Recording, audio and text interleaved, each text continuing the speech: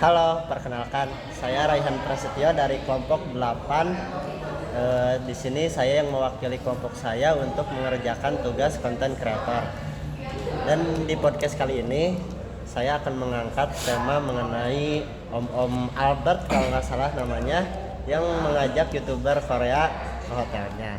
Dan di sini dibersamai oleh Akan Adoy dari Teknologi Pangan semester 6, dan di sini ada Rifandi dari SI semester 6 juga. Nah, di sini saya akan menanyakan gimana sih sudut pandang mereka mengenai om-om itu. Oke.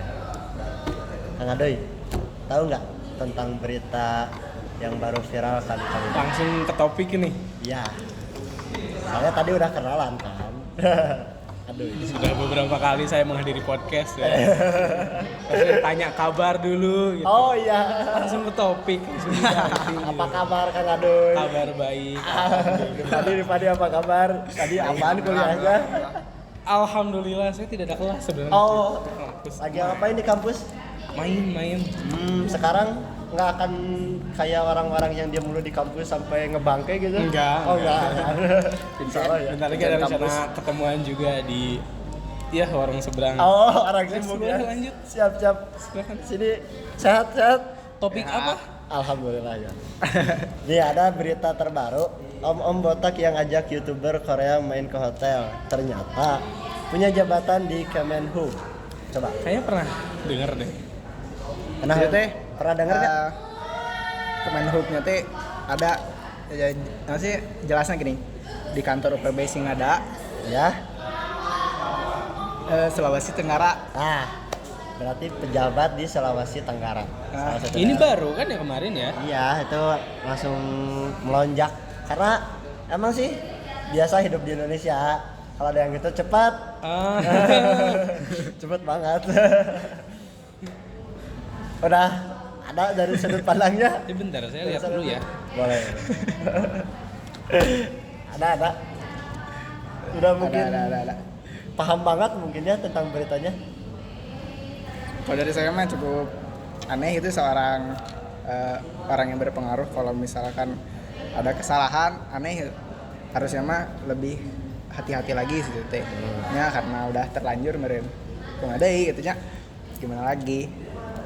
Ya udah menurut saya mah gak pantas sih seorang itu pejabat itu teh. Karena udah terlanjur mau gimana lagi gitu. Gak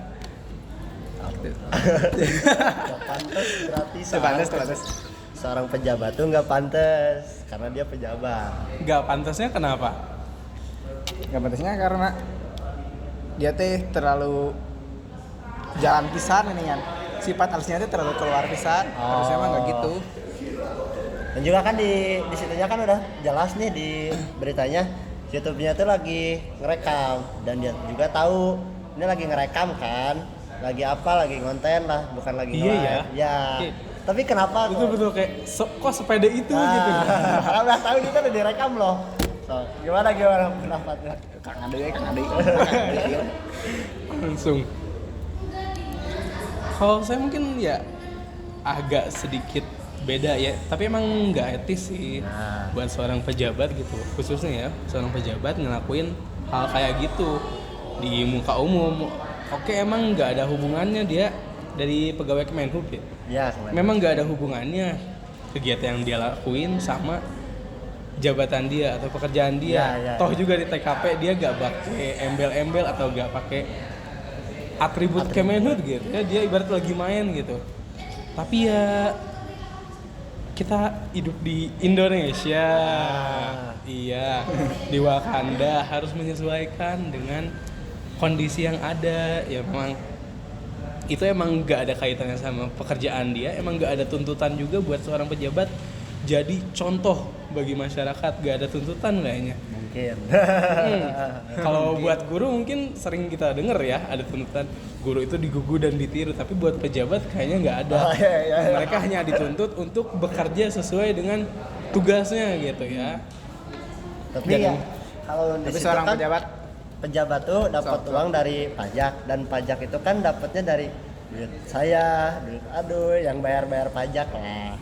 gitu. Ya itu gak ada bedanya sama teman-teman jualan gitu. Teman-teman jualan mau buka bisnis, usaha apapun pasti uangnya dari orang lain kan. Itu perputaran uang, gak ada bedanya gitu. Kalau bilang pejabat uangnya dari rakyat, toh yang jual cilok juga uangnya dari rakyat gitu kan. Itu memang perputaran aktivitas uang gitu loh. Siap. Tapi memang ya sebagai pejabat harusnya dia gimana ya? Diharapkan bisa lebih bijak gitu loh, lebih bijak dibanding dengan masyarakat lainnya gitu, masyarakat umum. Karena dia udah punya titel, udah punya pandangan khusus dari masyarakat umum. Ya diharapkan dia bisa lebih bijak, bisa lebih menempatkan dirinya.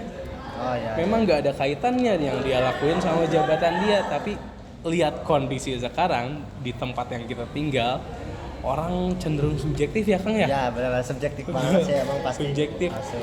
Ya kayak ya karena dia pejabat dituntut harus begini. Kita nggak bisa kendaliin orang lain, cuma emang kita bisa banget buat kendaliin diri sendiri. Jadi ya sangat menyayangkan hal itu gitu. Nah, angka baiknya kan setiap dari ada permasalahan harus ada solusi ya, Kang. Nah, untuk setiap solusi dari sudut pandang lah ya, dengan adanya kasus seperti itu, baiknya kita gimana sih untuk berperan di umumnya? Ketika mungkin nanti suatu saat jadi pejabatnya, jadi kemenhubnya, ataupun ini jadi sudut pandang orang-orang yang mendengar tren viral itu, kayak gimana sih kita tuh harus tanggapannya gini. Jadi apakah kita nggak boleh tiba-tiba viral, memviralkan, tiba-tiba menyerang gitu? Gimana tuh? Peranannya lah, peran pribadinya untuk membuat Indonesia ini biar lebih baik. Dijawab dulu sama Kang Rifandi. Ada peran apa sih kira-kira? Kalau menurut saya mah cukup dari diri sendiri dulu aja sih.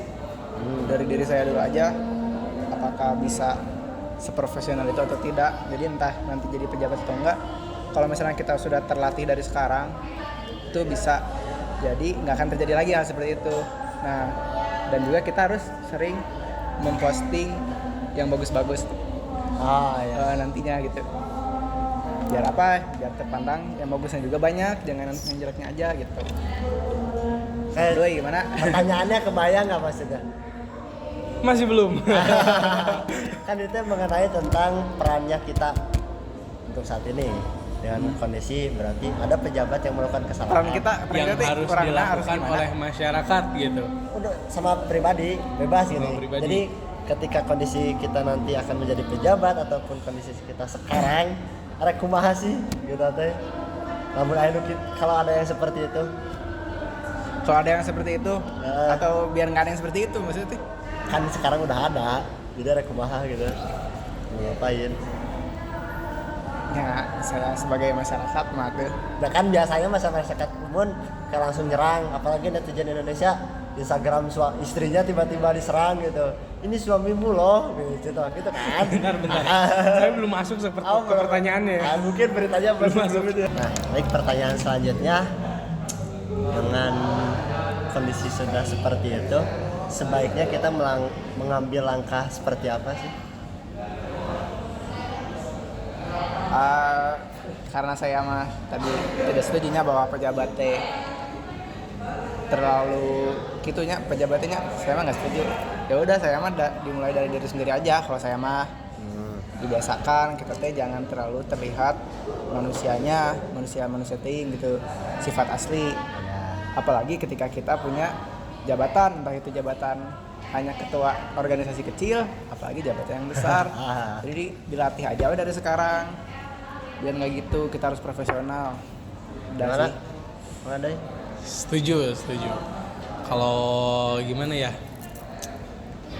Kita sebagai masyarakat tentunya jelas menolak atau tidak setuju dengan hal-hal seperti itu ya, yang kelakuan pejabat yang negatif gitu ke arah atau minus, mencontohkan perilaku yang tidak pantas gitu untuk masyarakat luas.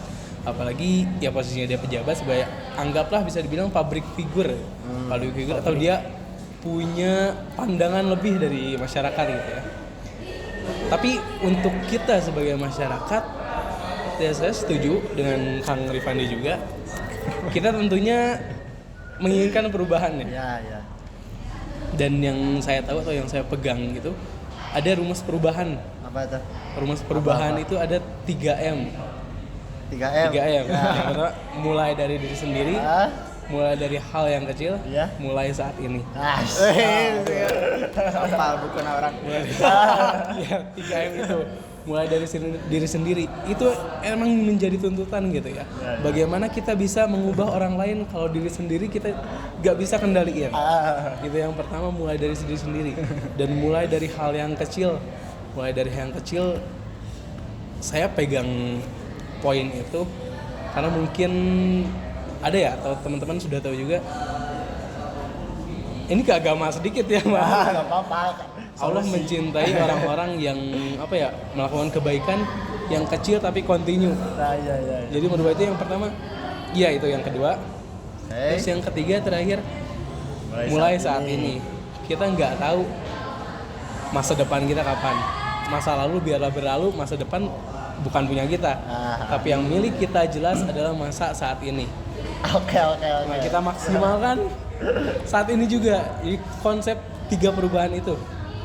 Jadi mulai dari diri sendiri, mulai dari hal yang kecil, mulai saat ini. Terima kasih banyak. Kalau kita nggak setuju dengan hal yang tidak baik, ya kita mulai dari diri sendiri, buktikan hal yang baik itu seperti apa. Oke. Mungkin kurang lebihnya seperti itu. Mantap. Sudah. Terima kasih banyak atas tanggapannya dari Rifandi dan Kang Adoy.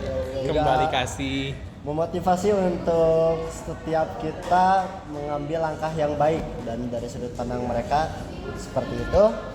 Dan ya kita akhiri saja ya closing statement dari podcast kali ini, dan mohon maaf apabila kita masih banyak kekurangannya, dan itulah kita yang mengupayakan untuk menutupi lah kekurangan itu dengan kebaikan kita yang terbuat.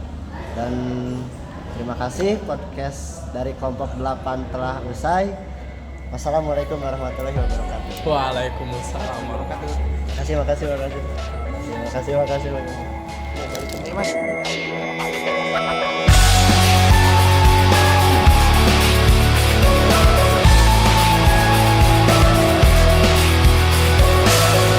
Tired of being what you want me to be, feeling so faithless, lost under the surface.